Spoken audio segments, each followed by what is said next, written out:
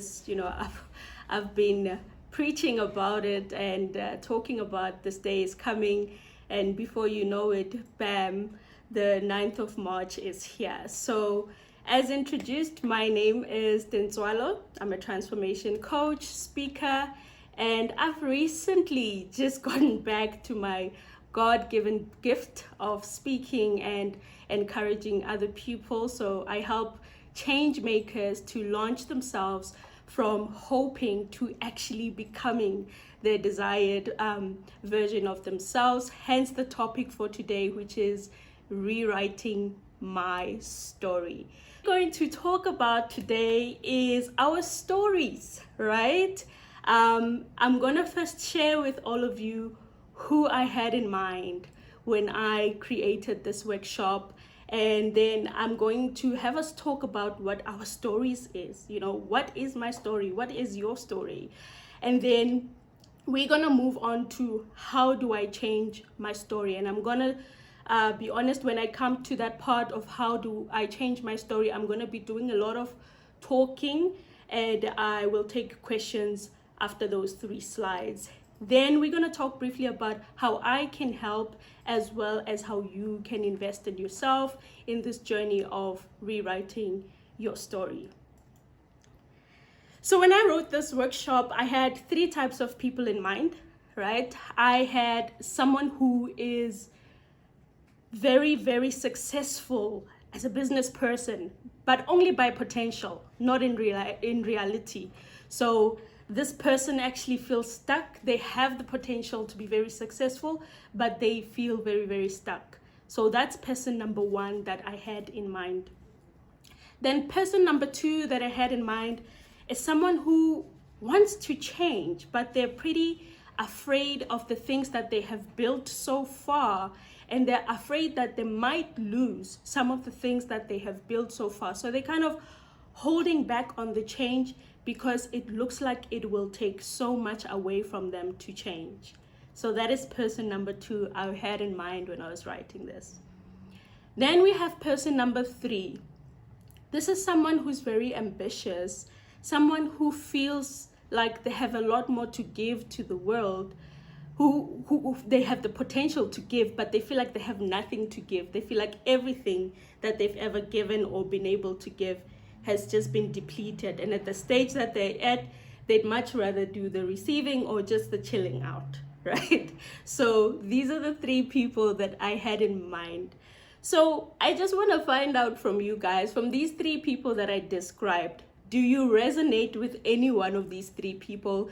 If any one of them is you, you can just type 1 or 2 in the chat box so that I know which one you are. If you don't resonate with any of these people, tell me what your stance is. Where are you, if you could describe that to me? Mute Pumla says, I'm number 1. I have a lot of potential, but I feel stuck. Inside of me, I know I'm the successful businesswoman, but I just feel like I can't get her out. Zindla says also number 1. I think for me, it's actually a bit of 1 and 2. Okay. Where you find yourself that I have the potential, I am stuck, but also, when you want to change and there's that fear. Yeah. I think I'm between the 2. Yeah. Yeah, and it's very possible to be in between even these 3, right? Awesome. This is the 3 people that I had in mind. If you want to continue to let us know, please feel free to also put it in the chat. Okay, so now I want us to talk about what our stories are, right? There's still quite a bit we need to go through. So my question, starting with a question, if you were to describe your story as it is right now in 3 descriptive words, what would your story be? Now, you can write this in the chat box. If you don't feel comfortable sharing, you can take your own piece of paper, write it down for yourself, but write down for me, if you were to describe your current story in 3 words, what would that be? Some people may feel like, well, my story has been very disappointing up to this moment, or my story is that of rebellion. I'm tired. Some may say, well, people pleasing, that has been the theme of my life, or anger, or failure, or success, or fear, or trauma, or excitement. What has been the theme of your story? Unexpected manifestations. What has been the theme of your story? Okay. So I'll take it you have your 3 words that describe your story so far. Okay. Now I want us to reframe this, right? Let's reframe this and say, what are the 3 words that you would like your new story to be, right? So if you were to describe your new story in 3 words, what would those 3 words be? Okay? Would it be fulfilled, influential, happy, enough, secure, confident, beautiful, or handsome, powerful? What are the 3 words that tell your story in this new version of yourself that you so want to be, right? So that's exercise number 2. Write that down for yourself. How would you like to describe your story? Okay, I'm getting content, self-assured, grounded. That's beautiful, right? This is how you want to be. This is how you view this renewed self that you are aiming to become, right? So my question is, once you've written these 3 words that now describe the new you, I've got powerful in the chat box as well. Once you've written these 3 words that describe the new you versus the 3 words that describe the old you, which is your current story and the story that you want to go to, there is a gap that exists between who you are and who you want to be. And my question is, where is this person? Where is this version of you that is content, that is self-assured, that is grounded? Right? The one that is confident, that is happy and fulfilled, that's influential, that's wealthy. Where is this version hiding? And how then do we get to this version? Right? So that is where we're going with this, because that's the answers that we want. Which brings me to the second slide now, where I have a second question for you. The second question is, now you've written the descriptive words for who you want to be. Now I want you to tap into the feelings. Okay. Now, how do you want, or before we even get to what you want, what are the top 3 emotions that have framed your story right now as it is? So if you were to describe the feelings that your life that you have lived so far give you, what are the 3 feelings that the life that you have lived so far give you, right? For some people, they feel accomplished. For some people, they feel very happy. They feel very excited, depending on the type of journey that you've taken. Some people feel like, yeah, but it's not enough. I just feel like I'm not really living out who I truly should be. Some people say my life, from where it started to now, has been a series of desperations, sadness, anger, inadequacy, unworthiness. I felt powerless, emptiness. There's a lot, right? And how do you then reframe that? I'm getting disappointment in the chat box. I'm getting fear. I'm getting lack of confidence. I'm getting acceptance, right? So now these confusion, that's another one that I'm getting in the chat box.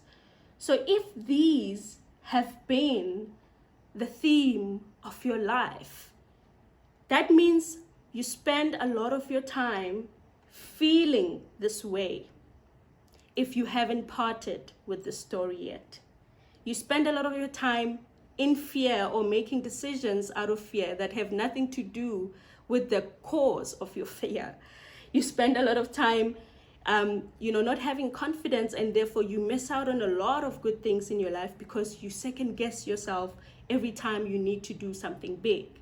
So you have to move on from that. If you had the ideal life and you were your ideal self and your ideal story, what 3 top feelings would be dominating your life? Right? You might have something like free. In my ideal self, in my new story, I am free. I have no financial constraints. I have no emotional constraints. I have no relationship issues. I am just a whole person and I love life. I enjoy life.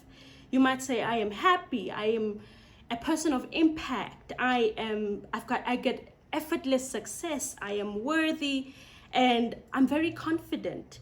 Those are the feelings that I have. I feel so happy for other people as well, and I don't let their success reduce mine. Those kinds of feelings, you can have those as your new story, right? And again, the question that I ask is, why is there a gap right now between this you that is experiencing the feelings that you're currently experiencing and this you that you really want to become? I'm going to move on to how do I change my story? I've got 3 ways that I've written down that have helped me in this journey. How do I change my story? The first thing that you will need is support. You need support from like-minded people in your life, right? In my own journey, I have a circle that, I am so happy and excited that I have them, because let me tell you the truth about this week. So this week, my laptop screen got cracked, right? Which cost a good thousands to fix.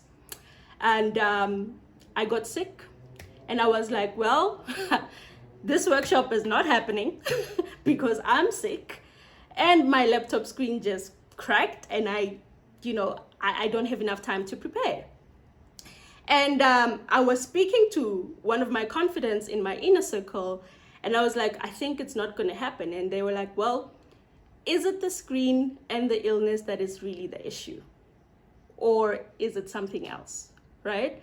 And I really love that I can get challenged like that in my inner circle, because I have people who understand that the mind can play games with you, especially when you're about to do something big for yourself that is about to change not only your life, but other people, that impacts other people's lives as well. So this reiterates to me that in your life, you will always need people that are going to help you in your journey. So you got to think about your circle right now. What is your circle encouraging you to do? What is your circle encouraging you to be? What is your circle currently encouraging you to have? Your circle is also not just the people that you hang around, but today, in this life that we live, with the phones that we have, the circle that we have is the people that we allow onto our homes through the media. These are the people that get into our heads, that influence how we think, that influence how we feel, and the decisions that we ultimately make. So what does this mean? For me personally, I had to take steps such as little to no TV, because I found myself being so good at advising the characters on the TV more than I would advise myself on the things that I'm struggling with. When it comes to things like my health has become such a huge deal. Wellness has become such a huge deal because I know I have a vision that I'm carrying on the inside of me. And with this vision that I have, I cannot afford to let this body, this temple that is carrying the vision, go down, because I have to move. I need the energy. I need the clarity. The other thing that I found to be so helpful was to read a lot, to change the content that goes into my head, to read things that are going to enrich my mind, enrich my body, and enrich my spirit. And when I spend time doing this and reading things that are leading towards the person I want to be, I had to ask myself, what do the people that are doing what I want to do read? What do they spend time doing? And that's one of the ways in which, I have found it is very helpful. Then I also had to free up the space in my mind. And what does this mean? Unforgiveness suddenly had no room in my brain anymore, because every time I tried to be this rewritten version of myself, I realized that the unforgiveness from the past kept on pulling me back. So the distance between who I want to be and who I currently am only gets bigger. So I had to come to Jesus and say, listen, I don't want to be in unforgiveness anymore. And I had to speak to the people that I was holding on to, that I didn't want to forgive, and say, it's done. There's absolutely nothing to worry about. There's nothing to discuss, and I don't want to even delve into it. I just want to be free. And that freed up so much space in my mind to start becoming the person that I want to be. Then the other one is, don't be afraid to spend time with yourself when it comes to the support factor. And your circle is the one that's going to drive you into achieving these things. Don't be afraid to spend time with yourself. If your circle is pushing you to spend more time with them and not asking you how you're doing with yourself, then you should be worried. You should actually ask yourself, how am I going to get to know myself, right?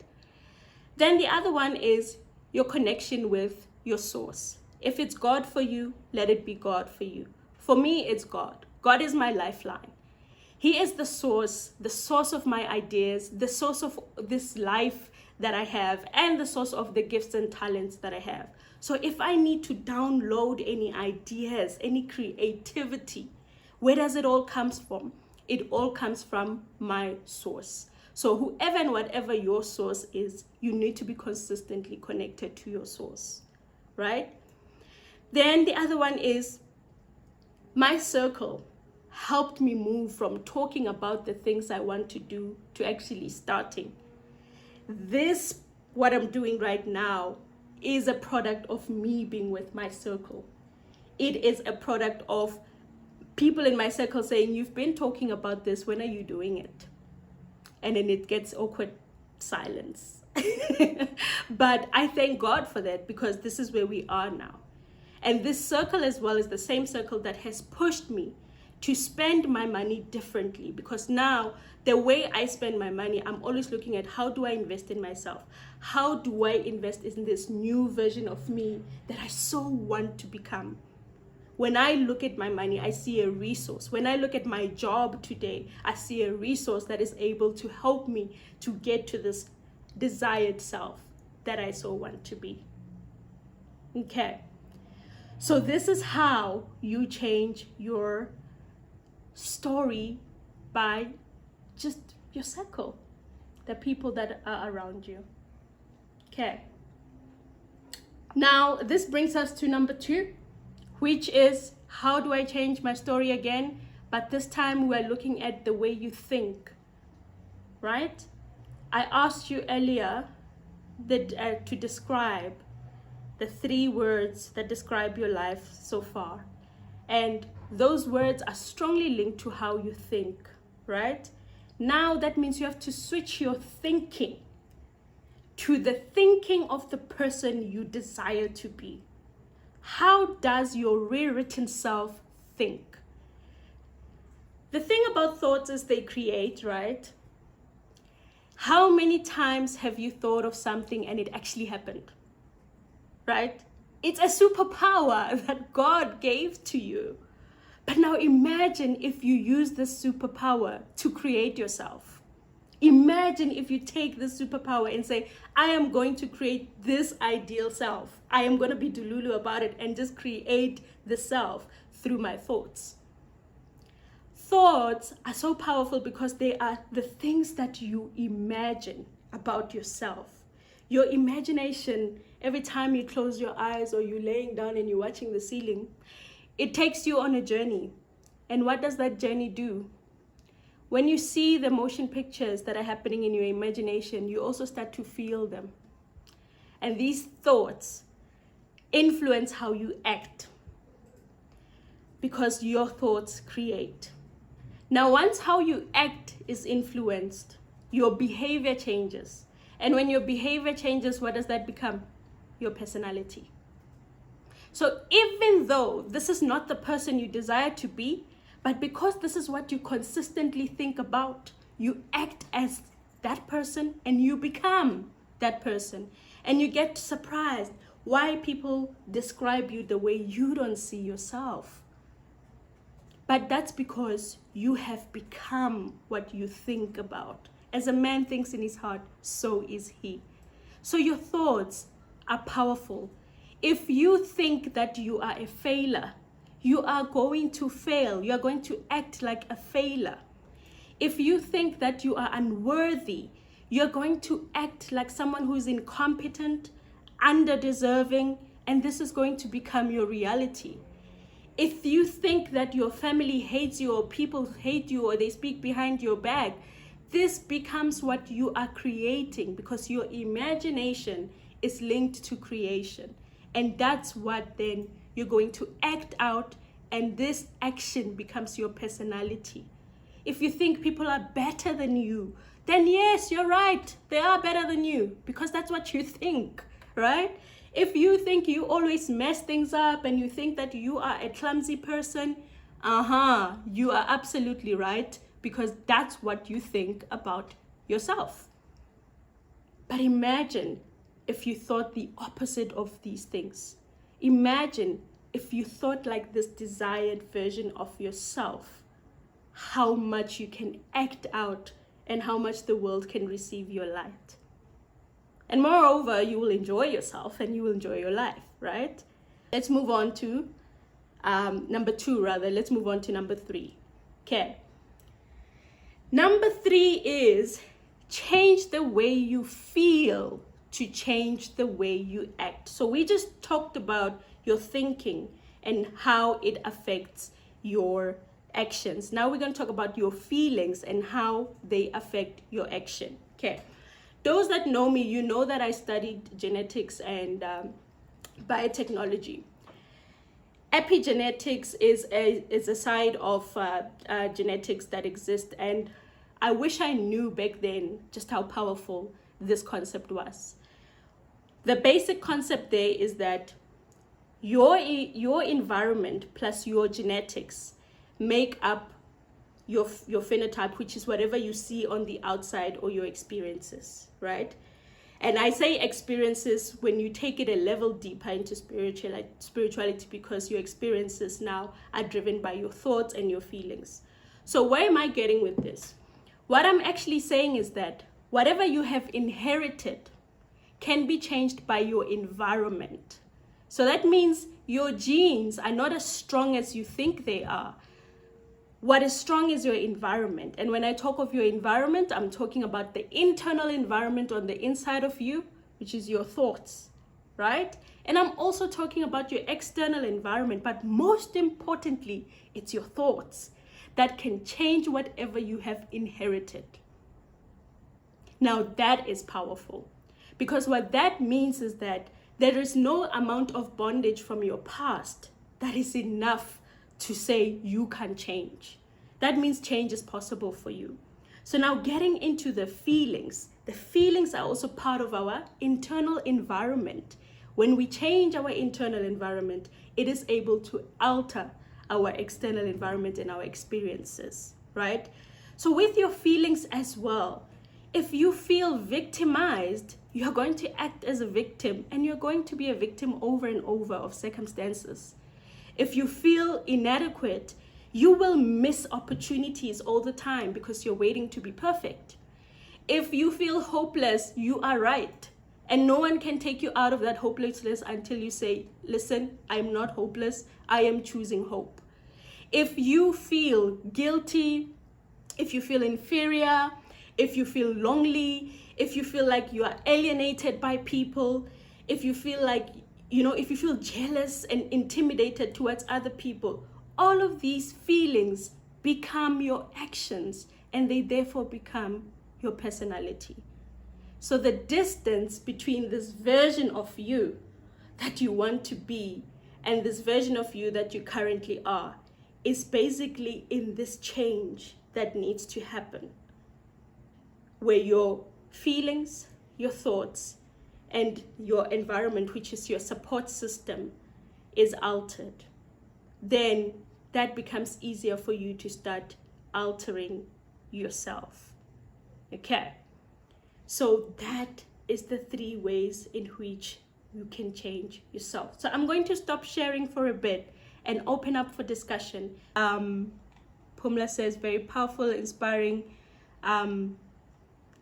very powerful indeed. The right circle will always influence your growth that you didn't realize you need. And this is from Nolo. The thoughts are powerful. This is from Gabby. They create as well, which then becomes our reality. The power of the mind, very incredible, from Amanda. Yes, Nolo? Sorry, I was just saying that the points that you have raised, those 3 stages, Yeah. It's funny that until you intentionally think about it, it doesn't always make sense. And in the sense that, like you say, the people that you surround yourself with, sometimes you don't realize that they call you out on your own nonsense, if I can put it like that, or fears or whatever. It's like there's that accountability thing. Yes. And in the beginning, it's very uncomfortable, but as you intentionally think about it and you go about it, you realize that that is very necessary. Yes. And your mind is a very powerful thing, and I think most of us are not taught how to harness the power of our mind to create these beautiful environments that no matter what goes around us, we can always go back to the source. And when your mind is in the right place, you know that you get grounded by whatever source that you believe in. So yeah. Absolutely.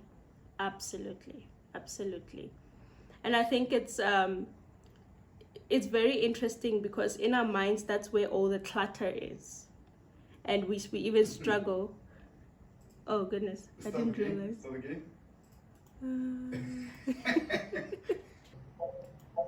I also just want to say something just quickly. I'm currently also saying that I heard saying the mind thinking is the language of the mind, right? And feelings are the language of the body. And with that, when you actually think about it, the way that you need to change your mind or even yourself, you first need to change the way you think. Because if you change the way you think, you will be able to effectively communicate, not to anybody else, but to yourself. You'll be able to even validate not anybody else, but yourself. And you don't require any validation because you're already doing a lot of the groundwork yourself. And the expression of those things, of your thinking, is through the language of the body. Then that's how you feel. It goes from you think about it in your mind, and then it gets transmitted into, you start feeling the thing. And then from feeling the thing, that's why people, when they say, you know what, I am so angry, it first started in the mind. And then now it's expressed through a feeling. And then guess what? They pick up a glass or they fold their knuckles and they're ready to fight because they're so angry. And then that now becomes a behavior. And we've been doing this for so long in our lifetime that the focus of it was only channeled towards the negative. So the thing I'm picking up here, and I like this because it's not that we are not capable of changing, like you said. We are capable of changing. It's just that now we need to rewrite that story into the positive light of how we actually think and feel, so that the expression we let out is a positive one, and it's actually it's to our advantage and our benefit as well. So absolutely. That's the question, yeah? Yes, I see the question in the chat. It's from Nolo. And she said, would you also say that the body that the body, how it feels, influences our minds. This is a very interesting question, because what you're asking is basically saying there comes a time in your life where your habits have become so strong that they become your body now just does them automatically. And now your body is the one that calls the shots, and the mind is no longer at play, because your body is now the one that is doing the work. So you feel like you're no longer in control of your mind. And this is how a lot of people that are in addictions are also struggling, because they feel like my body wants this so bad, I have no choice but to do it. But that's because now you have allowed the mind to run its course and program your body. And once that programming is in, it's like driving. When you know how to drive so well, you no longer think about it. Swimming, you cannot use, you will sit without doing it for a long time, but once you get into the water, you just know how to do it. Our minds do the same thing. Once the programming is so strong on the inside of you and you believe something about yourself, you no longer have to think about it, you just do it. It becomes your personality. So it does reiterate what I was saying. Okay. From my side, I wanted to share. Hey, the point that Kevin. you mentioned around Yes. genetics, Yes. you know, and you also mentioned that we have the power to even change the internal environment, because the external environment is as a result of what we keep on internalizing and all of that. Like, so that is very profound. Yeah. Because also in my journey, I never thought that we have the power to change our genes in that extent, you know, because we have been told that you just inherit, you just acquire, and it becomes you. And to Yeah. actually learn that you can change the internal environment, Yeah. in turn into external environment, is very profound and powerful. Thank you for that. Oh, thank you, Gabby. Thanks for sharing that. And it's absolutely true, right? And I see others call that a generational curse. That's absolutely true. This is what a lot of us refer to as generational curses. And when we say you can break that bond at a spiritual level and you can break it at a physical level, it starts at that spiritual level. And that spiritual level is you. Hello. Hey, Amanda. Hi, everybody. This is absolutely wonderful. I am so glad that I'm here in this moment. It really, really is quite profound.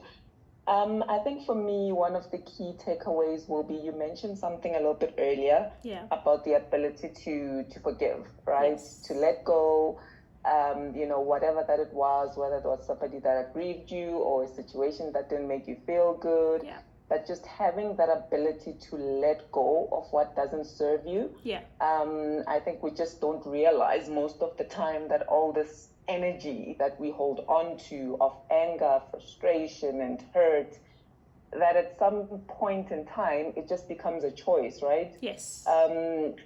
Physically, it's like anger is such an emotion that lasts only a few minutes. Thereafter, it's you and your mind, it's you and your feelings, it's you and your thoughts, it's everything that we spoke about today, which I think it's quite amazing to see that connection. So, when you finally let go of that, when you have that sense of freedom and, you really can just be in touch with your mind and you control how you feel about it, that will really be one of my key takeaways today. So it was amazing. Thank you for sharing that. Awesome. Thank you for sharing your takeaway, Amanda. And that one, it's a powerful one, because personally, after experiencing it, I saw just how much brain capacity I had. I went through so many times where I told myself, I've forgiven. And then I get triggered. I'm like, oh, they did that again. They did it again. There's absolutely no way. And then I realized that my forgiveness is never dependent on someone's behavior. It's never dependent on me approaching them and saying, holding them accountable. I had to approach forgiveness completely differently. And I think that can be another workshop on its own, honestly speaking, but absolutely. Let's talk about how I can help you. Okay, so as I said in the beginning, that I'm a transformation coach, and I offer one-on-one coaching. I also offer group coaching sessions where you can find your support, where you can find those like-minded people that can help you gain that accountability and help you stay on track with this new mindset that you're taking on. Because remember, this mindset is so deeply ingrained. You've been it forever, for your lifetime, and then now all of a sudden you're changing. So you're reprogramming your brain. You need someone to say you're defaulting, and you say, whoops, okay, let me head back to my new way of thinking, because my default self wants to sulk right now. My default self wants to hide away right now. So this is where these group coaching sessions really help, and we go deeper into even the specifics of how do I forgive, for instance, right? What are the techniques that I can use for forgiving? What are the practical things that I can do in a situation where I am going to the family gathering and I feel triggered before I even go? 3 days before, I'm already triggered, right? How do I handle it now? Am I going to be okay? And how do I really see that I am truly a different person now because I did not react the same way? So that is the value that you get with the coaching. We will get into also the various reading material that you can also delve into, so that you can know the ways in which you can start thinking, and you can get even the context of it. And if you're a biblical person, you can also unpack it from that perspective, so that you understand it from your spirituality as well, and you understand it as well from a physical and practical point of view, because I think we all want that coherence at the end of the day. So with these coaching sessions, that's what I do. Thank you so much, ladies. You have yourselves a wonderful weekend further, and you'll be hearing from me soon. Good night. Good night. Thank you. Thank Bye. you. Bye-bye. Bye. Bye.